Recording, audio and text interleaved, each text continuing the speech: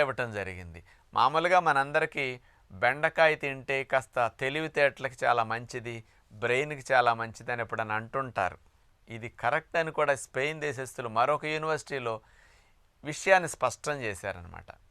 బెండకాయలో ఉన్న పాలిఫినాల్స్ కానీ, యాంటీ ఆక్సిడెంట్స్ కానీ ఇవన్నీ మన నరాల కణాలని, మెదడు కణజాలాన్ని అసలు ఆక్సిడేషన్ జరగకుండా, అంటే ఆక్సీకరణం జరిగి ఆక్సిడేటివ్ స్ట్రెస్ అంటారు కదా, అలాంటిది జరగకుండా ఈ మెదడు కణజాలం, నరాల కణజాలం దెబ్బతినకుండా రక్షించడానికి బెండకాయలో ఉండే ఈ కెమికల్స్ భలే ఉపయోగపడుతున్నాయి.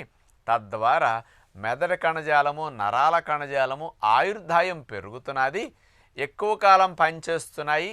పెద్ద వయసు వచ్చినప్పటికి కూడా ఈ బెండకాయ తినటం వల్ల మరి నేర్చుకునే శక్తి, జ్ఞాపక శక్తి, ఆలోచించే శక్తి,